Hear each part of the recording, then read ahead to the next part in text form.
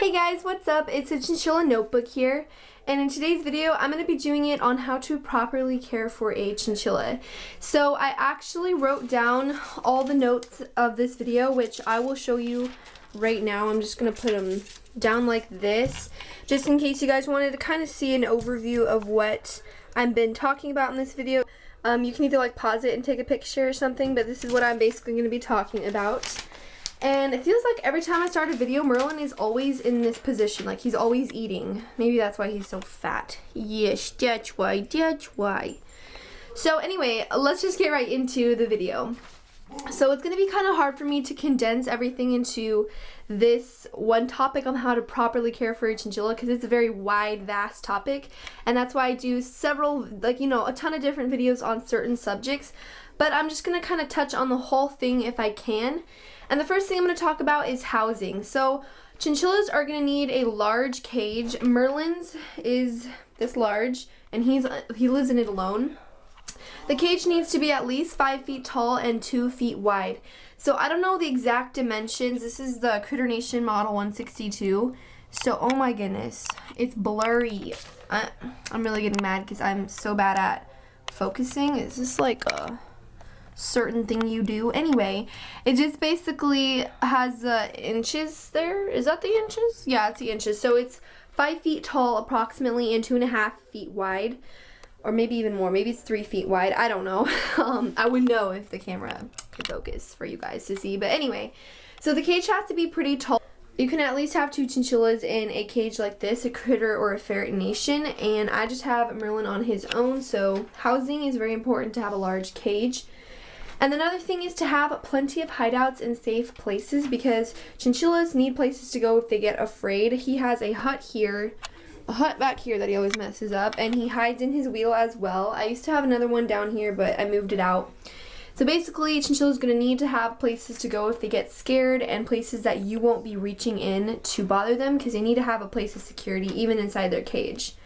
And then the next thing about their housing is wheels. Wheels are something people overlook so many times. An exercise wheel is very mandatory. Make sure it is 15 or 16 inches across, no less. And please don't get any from the store. Don't get them plastic, don't get them mesh. Get them, there's Chin Spin, Silver Surfers, other ones you can look up. I'll link that video down below of exercise wheels that I made, but they're gonna need one.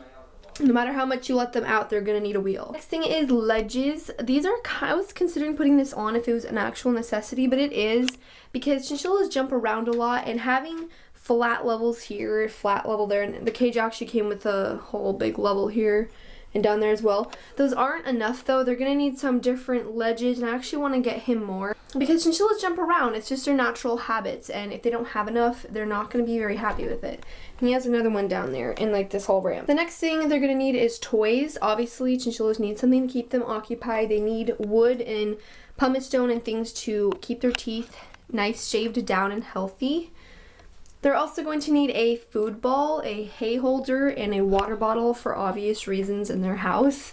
Don't give them water from a bowl, because chinchillas can't. I need to refill this. I didn't do it this morning. I was in a hurry, but chinchillas are going to need a water bottle, because bowls, just no, they don't work with chinchillas. And then the last thing in their house is bedding. There are many types of bedding. I actually have a video that I can link down below on different types of bedding that you can use. I use fleece and tile, but specific beddings of wood shavings and I think it's paper shavings, you can use those too, but make sure you do your research. So yeah, that's pretty much it with all the housing. Next, I'm going to talk about feeding. So 75% of a chinchilla's diet should be hay-based, and 34% should be pellet-based, and 1% treat-based. That's his pellets, if you're wondering. So for the hay, I actually just bought more hay because I ran out, and I get the Sensation Timothy hay. You're also going to need pellets. I actually just ran out a bag of chinchilla food that I have, and the pellets I keep down in this little container. So basically, when you're looking, what you're looking for in hay is that it's not too fresh green. You don't want to get hay that it's too fresh, because then you'll know something's wrong with it. It's too fresh and it's gonna probably mold. But for it not to be too brittle and brown, you want it to look healthy. You want it to be greenish, like a dull green. and to smell fresh and smell good. I hate the smell of any kind of hay, even the good quality ones, because I just don't like the smell of grass and hay. But you want to be careful with what you get. I like the Oxbow brand or the Sensation brand. There are different kinds out there as well. And for the pellets, you just want them to be good quality, pure pellets. No seeds, no dried fruits, and no treats infused. You just want it to be pure pellets. And the one I get here, I don't know where I read it, but most of the ingredients here, this is the ingredients of the pellets. It's 75% grass hay, 25% fortified food, and 5% treats and greens in there.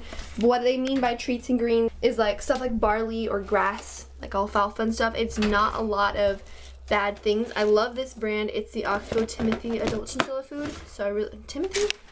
Is it really? It's not the Timothy. What am I saying? Don't get any from the pet store that has either bad quality if it's too cheap, or it has a lot of seeds and treats in there. Those are really bad. You're basically feeding your chinchilla candy, and you don't want that. As for the treats, they need it to be healthy and not from pet stores. I personally like barley oats or goji berries, or trying to think what else. I don't think I have. Oh, bee pollen. I have a whole video on healthy treats. I'll link that below too. I'll be linking down a lot of videos because there's a lot of specific ones I made. I can't open this with one hand, but I'll try. Okay, there. He's so wanting to get some. This turns on. The heat turns on every time I'm doing a video. I'm not even kidding. Next thing I'm going to talk about is bathing. So I don't have the container, but I'm going to tell you that you need blue cloud dust. Don't use sand. Stay away from sand. It's very bad for chinchillas. It dulls out their fur and roughens it up. It's not good. What you want is this blue cloud dust. It's the only brand I think is really good. It just looks like this. I know that, whoa, okay, I could have dropped him. All right. I know that it looks like sand because the top part is a little bit rough there, but it's not. It is dust through and through. You can buy the many brands out there, the blue cloud dust, in different areas, at stores, online. Even most pet stores actually have good dust. Just stay away from sand. And as far as bathing them, you're going to be giving them this dust bath twice a week. I usually give mine on Monday and then like sometime in Friday or Thursday. Definitely not Wednesday, but anyway, he wanted to jump in. So you should let them have in the dust for a while, and you can either let them out in playtime and have the dust, or just, you know, put it in their cage. And another thing, never wash your chinchillas with water. Never, ever, because their fur is too dense and they're gonna get water stuck in there and get fur fungus, because the water doesn't dry in their fur as fast. And don't use a blow dryer because you're gonna give them heat stroke from that. So stay away from water and use only dust.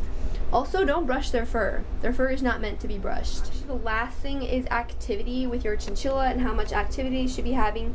You should let your chinchilla out of their cage regularly, because even a wheel and being in their cage, it's not enough, and they need some activity outside of the cage and playtime. I like to give Merlin 30 minutes to an hour each day, or however much he wants to come out.